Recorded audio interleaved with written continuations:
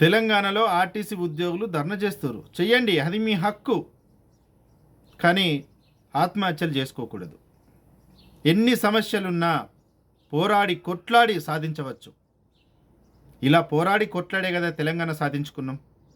అంతకన్నా పెద్ద మీకు సమస్యలున్నాయా? అసలు మీరు నిజంగా గతంలోనే గొప్ప గొప్ప మేధావులు చెప్పారు. తెలంగాణ అనే పదాన్ని రాజకీయంగా వాడుకుంటారు. తెలంగాణ అనే గడ్డను వాళ్ళ ప్రయోజనాల కోసం వాడుకుంటారు అని చెప్పి గతంలోనే చెప్పారు. అదే జరుగుతుంది. ఎందుకంటే మీకు ఉద్యోగాలు ఇవ్వడం తప్ప, లేదా ప్రతి నెల మీకు జీతాలు ఇవ్వడం తప్ప, లేదా మిమ్మల్ని గౌరవించడం తప్ప అసలు మీరు ఎన్ని కోరికలు కోరుకుంటే అన్ని కోరికలు ప్రభుత్వం నెరవేర్చాలనా? అయితే ప్రభుత్వం మీ కోరికలు నెరవేరిస్తేనే ప్రభుత్వం మంచిది, లేదంటే ప్రభుత్వం మంచిది కాదు. మీరు 31, 32 డిమాండ్లు పెడితే ప్రభుత్వము 29 డిమాండ్లకు ఆమోదించింది. ఒక 3 డిమాండ్లు కాస్త లేట్ అవుతుందని చెప్తుంది. ఆగచ్చు కదా? ఎందుకు అంత ఆతృత మీకు? కరెక్టే, అసలు మీకు కేసీఆరే కరెక్ట్. మీకు కేసీఆర్ లాగానే మాట్లాడాలి, కేసీఆర్ లాగానే చర్యలు తీసుకోవాలి. అట్లయితేనే మీకు బుద్ధి వస్తుంది. ఏ ఉద్యోగం అయినా సరే, ఈరోజు ఆర్టీసీ కాదు, తెలంగాణ వచ్చి నుంచి ఉద్యోగ సంఘాలని చెప్పడం, ధర్నాలు చేయడం, అవినీతికి పాల్పడడం, లంచాలు తీసుకోవడం. ఎవరు మీరు పేదవాడిగా బతుకుతుండు? ఎవడు మధ్యతరగతిగా బతుకుతుండు? ప్రభుత్వాలకు కూడా బుద్ధి ఉండాలి. అది రాష్ట్ర ప్రభుత్వం కానీ కేంద్ర ప్రభుత్వం కానీ. బుద్ధి లేని ప్రభుత్వాలారా, ఇకనైనా అన్ని వ్యవస్థలను ప్రక్షాళన చెయ్యండి. అప్పుడైతేనే అసలు వాస్తవాలు ప్రజలకు తెలుస్తాయి. అసలు వీళ్ళ జీతాలేంటి, వీళ్ళకు మన ప్రభుత్వం నుంచి ఏమేమి వెసులుబాట్లు కల్పిస్తున్నాము అనేది ప్రజలకు అర్థమవుతుంది. భారతదేశంలో ఇన్ని రాష్ట్రాలు ఉన్నాయి. ఏ రాష్ట్రంలో అయినా ఆర్టీసీని ప్రభుత్వంలో విలీనం చేసిర్రా? విలీనం చేస్తే పరిస్థితి ఏంటి? ఎన్ని సమస్యలు ఉంటాయి రాజ్యాంగపరంగా, చట్టబద్ధంగా.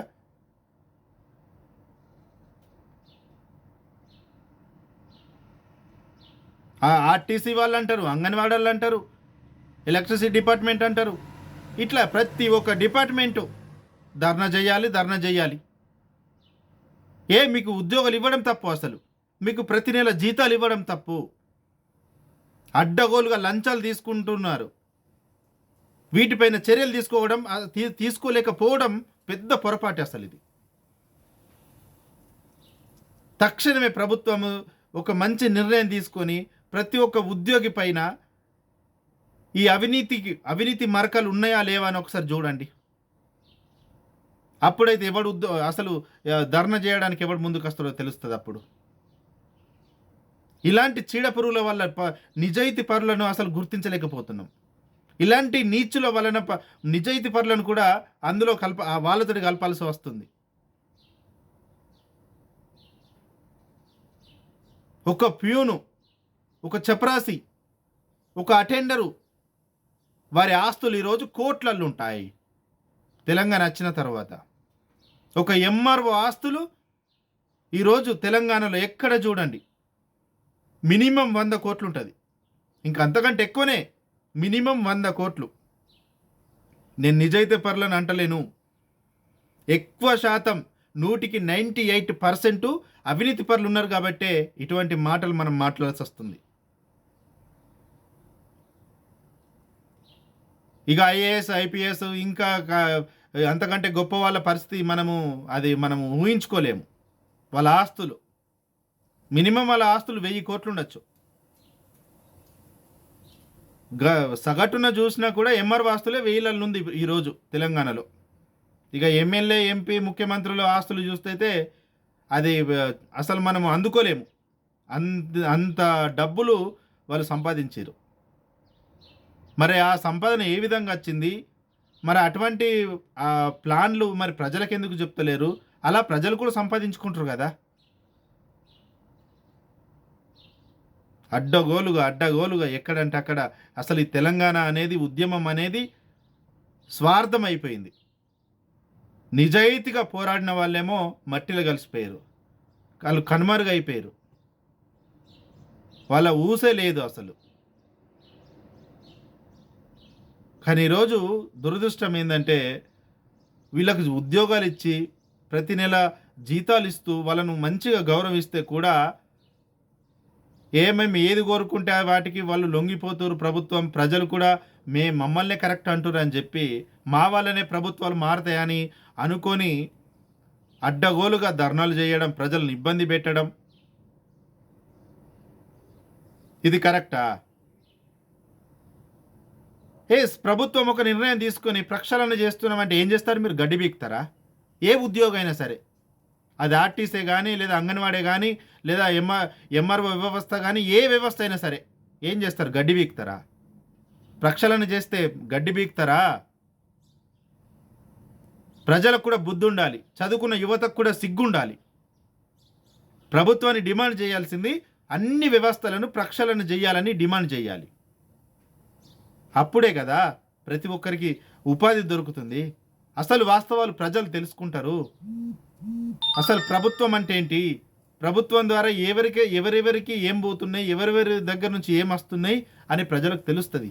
ఎంతమందికి తెలుసు? ఎమ్మెల్యేలకు, ఎంపీలకు ప్రభుత్వం నుంచి ఏమేమి వసతులు కల్పిస్తాం మనము, ఎన్ని ఉచితాలు ఇస్తారు వాళ్ళకు అనేది తెలుస్తుంది. ప్రభుత్వ ఉద్యోగులకు కూడా ఈ బెనిఫిట్లు, డిఏలు, బిఏలు, ఎఫ్ఈలు, గుఫ్ఫులు అనుకుంటూ మాట్లాడతారు కదా, అసలు ఏంది ఆ విషయాలు తెలియాలి ప్రజలకు. ప్రక్షాళన చేస్తే తెలుస్తుంది.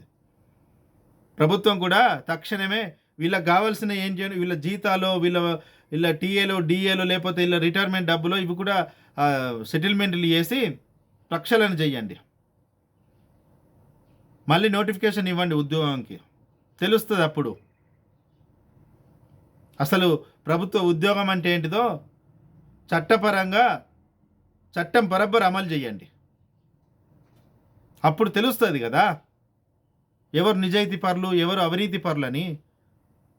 అప్పుడు తెలుస్తుంది కదా, నిజమైన నిజాయితీ పరునికి మంచి గౌరవం దొరుకుతుంది కదా. ఏదైనా ప్రాబ్లం ఉంటే ఆ ప్రాబ్లంని సాల్వ్ చేసే విధంగా ప్రయత్నించాలి, కానీ ఆ ప్రాబ్లంను ఇంకా ప్రాబ్లం చేసుకుంటూ అట్లనే పోతుంది ఏ వ్యవస్థ అయినా కూడా.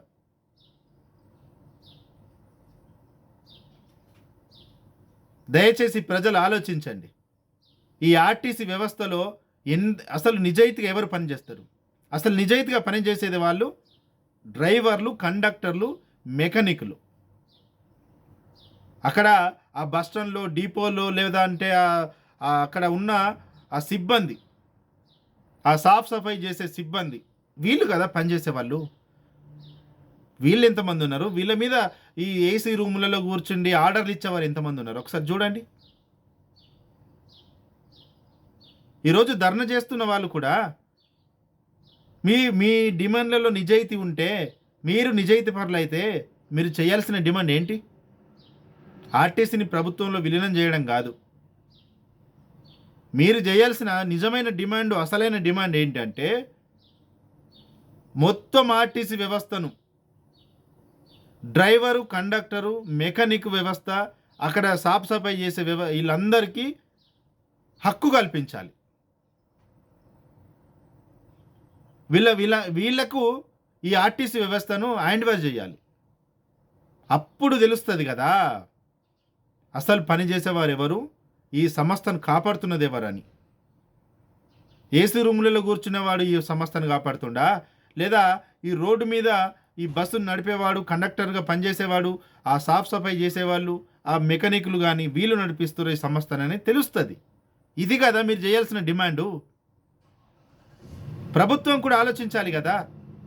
ప్రభుత్వం కూడా బుద్ధి లేదు. మేము ఎలక్ట్రికల్ బస్సులు తెస్తున్నాము, లేదా కేంద్రము ఇది, రాష్ట్రము అది, అవన్నీ వేస్ట్ ముచ్చట్లు. ప్రాబ్లంను సాల్వ్ చేయాలంటే ప్రక్షాళనే కరెక్టు.